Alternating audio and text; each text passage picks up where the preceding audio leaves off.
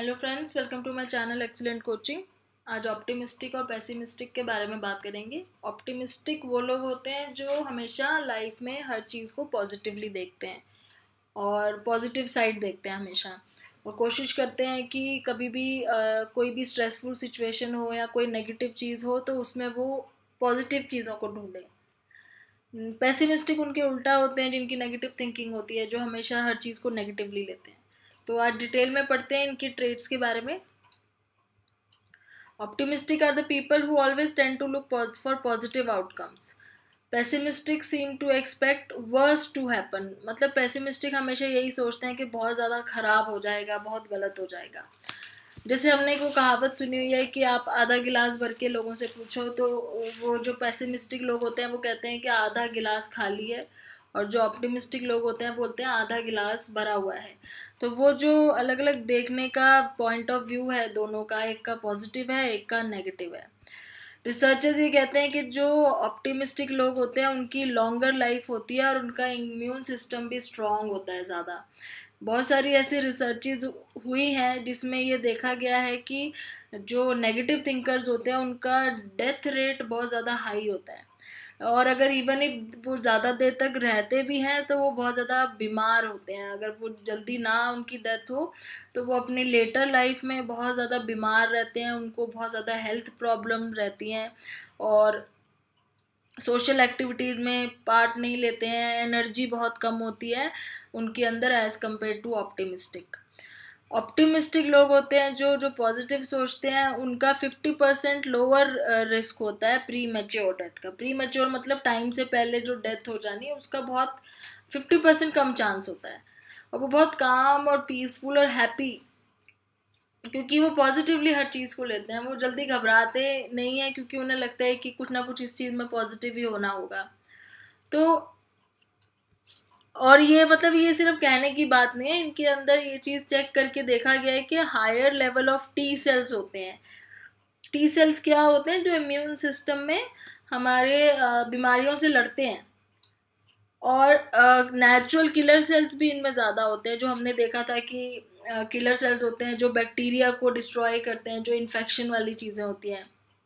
Antivirus होते हैं, anti cancer cells होते हैं, तो ये सारे ज़्यादा होते हैं इनमें। तो ऑब्वियसली इनको बीमारियां कम लगती है, ये ज़्यादा देर तक जीते हैं, इनको प्रॉब्लम्स कम होती है इम्यून सिस्टम से रिलेटेड। मार्टिन सेलिगमैन एक बहुत इंपॉर्टेंट नाम है यहाँ पे नोट करने वाला। मार्टिन सेलिगमैन कौन थे? इन्होंने कॉन्सेप्ट बताया था, हमने सोशल साइकोलॉजी में पढ़ा है, लर्नड हेल्पलेसनेस के बारे में, कि वो लोग जो, या वो एनिमल्स भी, इसमें हमने देखा था कि एक्सपेरिमेंट एनिमल्स में भी हुआ था। तो ये लर्नड हेल्पलेसनेस क्या होती है? जब कुछ लोगों के साथ एक दो बारी बुरा हो जाता है तो वो सोचते हैं कि अब हमारी सिचुएशन ठीक हो ही नहीं सकती है, वो बिल्कुल ही हेल्पलेस हो जाते हैं। वो उस चीज़ को लर्न कर लेते हैं कि अब हम हेल्पलेस हैं हमेशा के लिए। तो यहाँ पे सेलिगमैन की बात इसलिए भी हो रही है कि इन्होंने एक पॉजिटिव साइकोलॉजी की मूवमेंट भी स्टार्ट की थी। पॉजिटिव साइकोलॉजी मतलब जो उन चीज़ों के ऊपर फोकस करे कि कैसे हमें पॉजिटिव रहना है। और आज के टाइम पे ये बहुत ही इम्पोर्टेंट टॉपिक है और बहुत बड़ी फील्ड है पॉजिटिव साइकोलॉजी की। इसका बहुत ज़्यादा स्कोप है क्योंकि आजकल के सिनेरियो में जब बहुत ज़्यादा स्ट्रेस है और बहुत ज़्यादा नेगेटिविटी है हर जगह पे, तो पॉजिटिव साइकोलॉजी को पढ़ने के लिए या उसको समझने के लिए या उसको यूज़ करने के लिए बहुत ज़्यादा लोग इंटरेस्टेड हैं, किस तरीके से उसको अप्लाई कर सकें अपनी लाइफ में। तो क्योंकि सेलिगमैन ने इतना पॉजिटिव कॉन्सेप्ट दिया है तो इसलिए इनका नाम आपको याद रखना इम्पोर्टेंट है। तो पॉजिटिव साइकोलॉजी में इन्होंने बोला कि जो ऑप्टिमिस्टिक लोग होते हैं उनकी क्या, किस तरीके से कैरेक्टरिस्टिक्स होते हैं उनके, तो देख लेते हैं। इन्होंने 4 पॉइंट्स में डिवाइड किया है ऑप्टिमिस्टिक लोगों के कैरेक्टरिस्टिक को। पहला पॉइंट है, optimistic are less likely to develop learned helplessness. जो ऑप्टिमिस्टिक लोग होते हैं, आप उनको चाहे कितनी बार भी फेलियर, उनको आप हरा दो या उनको कितनी बार भी फेलियर फेस करना पड़े, वो ये नहीं कभी भी लर्न नहीं करते हैं या ये सोच के नहीं बैठते हैं कि अब हम हेल्पलेस हो गए, अब हमारे से कभी भी आगे कोई चीज़ अचीव नहीं हो पाएगी। तो ये चीज़ उनके अंदर डेवलप बहुत कम होती है, मतलब इतनी जल्दी नहीं होती जितनी पेसिमिस्टिक्स में होती है। ये काफ़ी देर तक हार्डवर्क करते हैं, काफ़ी देर तक ट्राई करते रहते हैं। Tendency to stop trying to achieve a goal that has been blocked in the past. तो ये जो टेंडेंसी होती है कि भाई ट्राई करना ही छोड़ दो क्योंकि हम नहीं क्लियर कर पा रहे, एक बार 2 बार 4 बार कर लिया, अब नहीं करेंगे, अब नहीं होगा हमसे, वो टेंडेंसी ऑप्टिमिस्टिक लोगों में बहुत कम होती है। वो बहुत लंबे टाइम तक ट्राई करते रहते हैं जब तक बिल्कुल ही उन्हें लगता है कि ऑप्शंस खत्म हो गए हैं। Optimistic are more likely than pessimistic to take care of their health. और ये लोग अपने हेल्थ का भी बहुत ध्यान रखते हैं, रेगुलरली डॉक्टर के पास जाना, सही खाना खाना, एक्सरसाइज करना, क्योंकि पॉजिटिवली लेते हैं अपने आप को भी, अपने हेल्थ को भी। वो बिलीव करते हैं कि उनके एक्शंस जो है ना, जो वो करेंगे, it can make a difference in what happens to them. तो उनके एक्शंस उनके ऊपर कुछ ना कुछ इफेक्ट करेंगे। ये अगर आपको याद हो, लास्ट वीडियो में हार्डी पीपल के बारे में पढ़ा था, सेम यही कैरेक्टरिस्टिक हार्डी पीपल में भी थी और इनमें भी है कि ये अपनी लाइफ को कंट्रोल करके कोशिश करते हैं करके रखें, ज़्यादा से ज़्यादा सही चीज़ें फॉलो करके। Optimistic are far less likely than pessimistic to become depressed. Obviously ये लोग डिप्रेस बहुत कम होते हैं। डिप्रेशन के साथ साथ एक चीज़ और आती है, मोर्टेलिटी। तो जिनको डिप्रेशन होता है उनको इम्यून सिस्टम कम होता है, उनकी डेथ रेट ज़्यादा होती है, तो ऑब्वियसली इन लोगों को डिप्रेशन कम होता है, तो इनकी मोर्टेलिटी रेट भी इतना ज़्यादा नहीं है। Optimistic have more effectively functioning immune system. इनका इम्यून सिस्टम ज़्यादा अच्छे से काम करता है, बिकॉज क्योंकि स्ट्रेस नहीं होता ना, तो वो स्ट्रेस की वजह से जो इफेक्ट हमने पढ़ा था इम्यून सिस्टम में, वो चीज़ नहीं होती है, तो इनका इम्यून सिस्टम बेटर होता है दूसरों से। सेलिगमैन ने ये भी देखा था कि जो ऑप्टिमिस्टिक लोग होते हैं ना, वो लाइफ में ज़्यादा सक्सेसफुल भी होते हैं क्योंकि वो पॉजिटिव सोचते हैं। ऑप्टिमिस्टिक पॉलिटिशियन विन मोर election, optimistic student get better marks, optimistic athletes win मोर कॉन्टेस्ट। तो जितने भी ऑप्टिमिस्टिक लोग हैं उनका जो आउटकम होता है वो भी पॉजिटिव ही एक्चुअली में आता है, क्योंकि हम जिस तरीके से सोचते हैं उसी के बेस पे हम काम करते हैं और वही काम आगे जाके पॉजिटिव आउटकम लेके आता है। ऑप्टिमिस्टिक लोगों में मोस्टली क्या चीज़ होती है कि वो अपने मूड को कंट्रोल करके रखते हैं, अपने इमोशनल रिएक्शंस को इतना ज़्यादा नेगेटिव नहीं होने देते।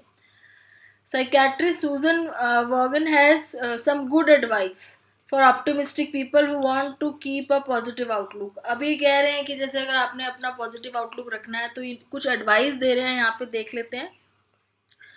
पहला तो ये है कि ऑल्टरनेटिव थिंकिंग।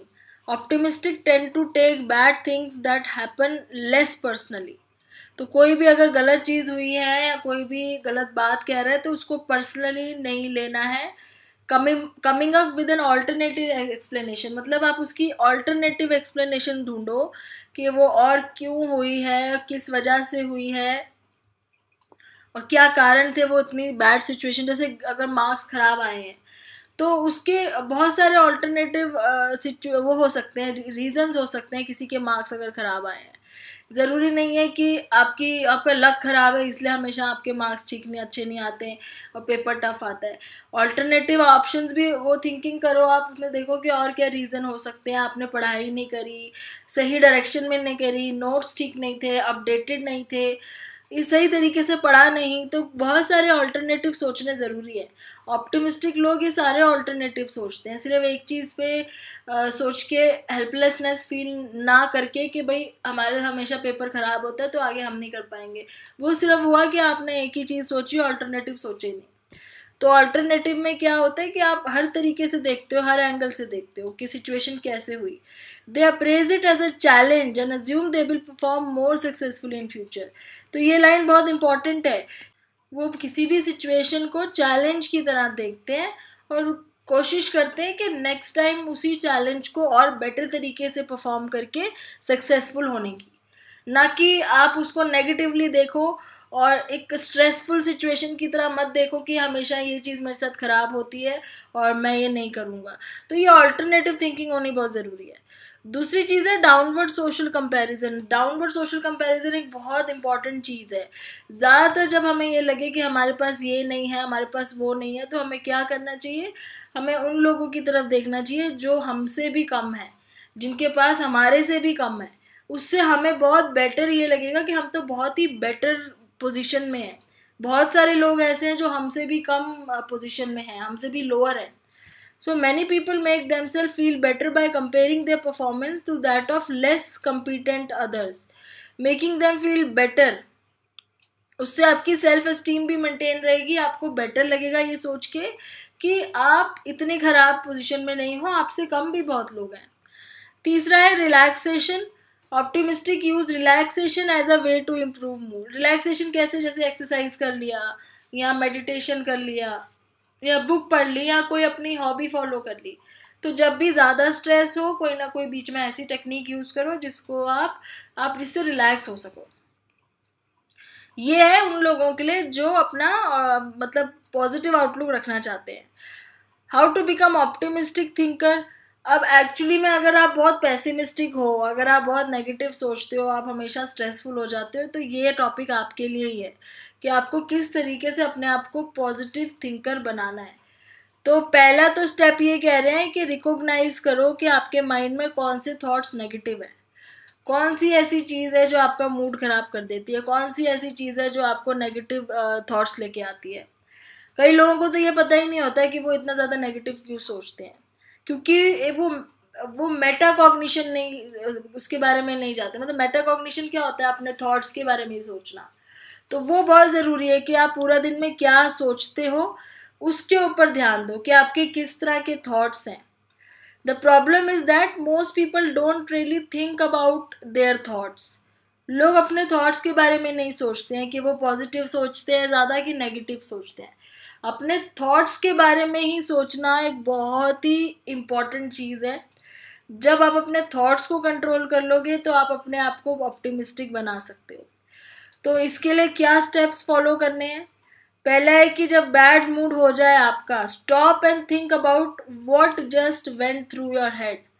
जब भी आपका मूड खराब हो किसी चीज़ के बारे में सोच के, तो आप ये पहले ध्यान दो कि किस वजह से आपका मूड खराब हुआ है, अभी आपके माइंड में कौन सी बात थी।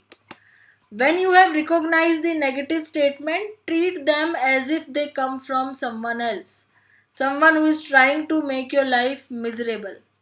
Think about the damage the statement is doing to you.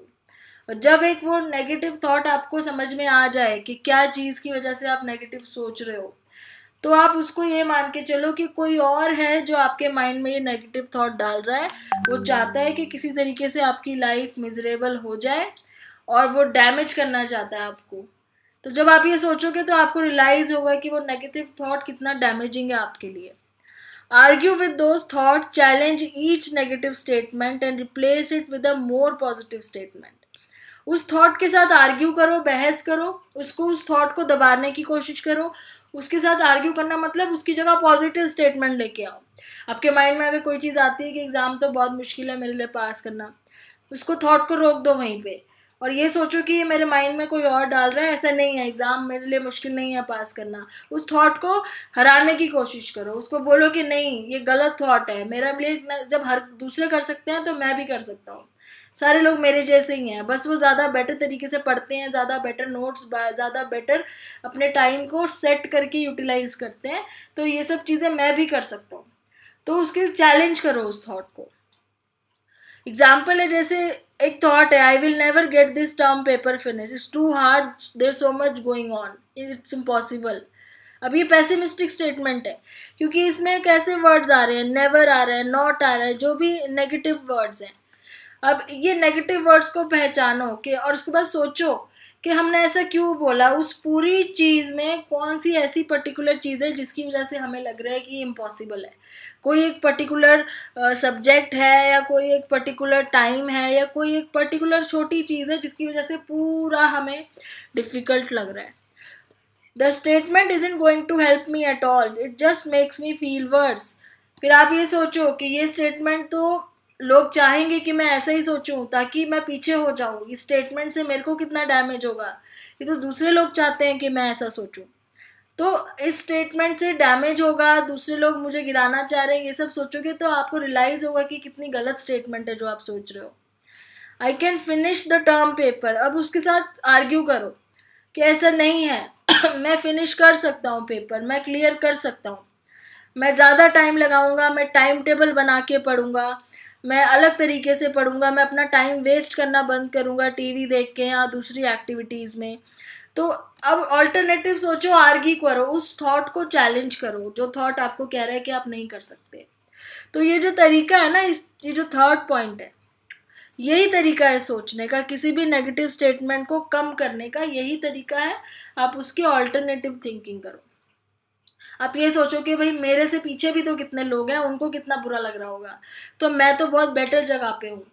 और थोड़ा रिलैक्स करो बीच में जब ज़्यादा ही टेंशन हो जाए। तो ये तरीका होता है अपने आप को ऑप्टिमिस्टिक बनाए रखने का। Recognising faulty thinking can be difficult at first. The following questions में हेल्प द पीपल टू होन ऑन इन। अभी कह रहे हैं जैसे फॉल्टी थिंकिंग सोचने में ही कई बार हम कुछ लोग तो बिल्कुल ये भी नहीं पता कर पाते हैं, रिकॉग्नाइज ही नहीं कर पाते हैं कि क्या नेगेटिव वो सोच रहे हैं। In thinking about the thoughts you have had in the last few hours, how many of them were negative. अब ये सोचो कि लास्ट मिनट पे आप जो सोच रहे थे उसमें से कौन सा थॉट था जिसमें आपने नेगेटिव चीज़ों का यूज़ किया। When thinking about people you know who make a lot of negative self-statement, who are always minimizing their effort or putting themselves down, how does their behavior make you feel? How do you think their behavior makes them feel? उन लोगों के बारे में भी सोचो, आपके सामने भी तो कुछ लोग ऐसे होंगे जो आपसे भी ज़्यादा नेगेटिव होंगे, तो आपको उनको देख के क्या लगता है कि वो कैसे वो करते हैं, तो वो ठीक करते हैं। तो ये सब चीज़ें अपने माइंड में थोड़ा सा लेके आओ ताकि अपनी थिंकिंग को चेंज कर सको। तो समरी देख लेते हैं अभी तक हमने जो पढ़ा है। तो सबसे पहले हमने फिजियोलॉजिकल फैक्टर्स पढ़े थे जिसमें ऑटोनॉमिक नर्वस सिस्टम के बारे में बात की थी, जनरल अडेप्टेशन सिंड्रोम के बारे में बात की थी जिसमें 3 स्टेजेस थी, अलार्म स्टेज, रेजिस्टेंस और एग्जॉशन। फिर साइको न्यूरो इम्यूनोलॉजी एक ब्रांच है जिसमें यह देखा जाता है कि कैसे हमारा इम्यून सिस्टम इफेक्ट होता है स्ट्रेस की वजह से। उसके बाद लेजरस की कॉग्निटिव मीडिएशनल थ्योरी थी, उसमें उन्होंने बोला था कि हम स्ट्रेस को 2 तरीके से अप्रेस करते हैं। प्राइमरी, जब हमें पता चलता है कि वो स्ट्रेसफुल है या नहीं है, और सेकेंडरी, जब हमें लगता है कि हमारे पास स्ट्रेस को कोप अप करने के लिए रिसोर्सेज हैं कि नहीं हैं। फिर आ जाता है कि पर्सनालिटी डिफरेंसेस भी होते हैं, कॉग्निटिव फैक्टर में आता है पर्सनालिटी कैसी होती है। 4 तरह की पर्सनालिटीज़ हमने पढ़ी, ABCH। और लास्ट में एक्सप्लेनेटरी स्टाइल के लोग अपने आप को कैसे सोचते हैं, पॉजिटिवली नेगेटिवली, जिसमें सेलिगमन एक बहुत इंपॉर्टेंट नाम है जिन्होंने पॉजिटिव साइकोलॉजी की बात की थी। और उन्होंने बोला था कि ऑप्टिमिस्टिक रहने से आपकी लाइफ भी ज़्यादा देर तक बेटर रहती है, ज़्यादा देर तक रहती है। और किस तरीके से हम पॉजिटिव रह सकते हैं इसके हमने पॉइंट्स पढ़े। अब आते हैं क्विज पे। पहला क्वेश्चन है, in the dash state the of the gas मतलब जनरल अडेप्टेशन सिंड्रोम। तो इस स्टेज में द पर्सन में actually start to feel better. कौन सी स्टेज में बेटर लगता है पर्सन को? अलार्मिंग स्टेज में बेटर लगता है? नहीं लगता है, तो क्योंकि तब तो वो शॉक हो जाता है, कोई ऐसी सिचुएशन आती है। तो रेजिस्टेंस में बेटर लगता है क्योंकि वो रेजिस्ट करता है उस सिचुएशन को। एग्जॉशन में नहीं लगता है क्योंकि वो उस टाइम पे टोटली थक चुका होता है। The activation of the immune system response by stress differs from the activation of the system by illness। तो कह रहे हैं कि अगर एक्टिवेशन होता है स्ट्रेस से हमारे इम्यून रिस्पॉन्स का, उसमें और जो एक्टिवेशन होता है इलनेस से, उन दोनों में क्या फ़र्क है? तो उन दोनों में फ़र्क ये है कि स्ट्रेस जो है ना वो डायरेक्टली ब्रेन के एरियाज को एक्टिवेट कर देता है डायरेक्टली। उसके बाद लिखा है according to Lazarus secondary appraisal involve. तो लेजरस के सेकेंडरी अप्रेजल में क्या चीज़ आती है? Estimating the resources a person has available for coping. कि ये चीज़ एस्टिमेट करना कि हमारे पास इस चैलेंज को या स्ट्रेस को कोप करने की कितने रिसोर्सेज हैं। क्योंकि प्राइमरी में तो हम पहले यही देख रहे होते हैं ना कि जो सिचुएशन है वो नेगेटिव है कि पॉजिटिव है, चैलेंजिंग है कि स्ट्रेसफुल है। सेकेंडरी में हम अपने रिसोर्सेज के बारे में सोचते हैं। चौथा है, Adam is a very ambitious and driven to succeed. He is easily angered, always want to be working, find it's hard to relax. तो ये कौन सा टाइप है? बहुत इजीली समझ में आ रहा, टाइप ए है। तो इन लोगों को क्या होता है, at high risk of coronary heart disease, इनको हार्ट डिसीज होने के बहुत ज़्यादा चांसेस होते हैं। Which of the following is not one of the 3 C's? तो हार्डी पर्सनैलिटी के हमने 3 C's पढ़े थे, वो थे कमिटमेंट, कंट्रोल और चैलेंज। कैरलेसनेस उसमें नहीं आएगा। Last, optimism has been associated with all of the following except. तो सारी चीज़ों के साथ ऑप्टिमिज्म एसोसिएट किया हुआ है, सिर्फ एक चीज़ के साथ नहीं है। वो कौन सा है? Taking care of one health, increase rate of learn helplessness. तो इसका आंसर होगा बी, क्योंकि वो कभी भी लर्न हेल्पलेसनेस अपने आप को नहीं होने देते। तो यहाँ पे ये खत्म हो गया क्विज। नेक्स्ट आगे टॉपिक चलेंगे नेक्स्ट वीडियो में। Thanks for watching.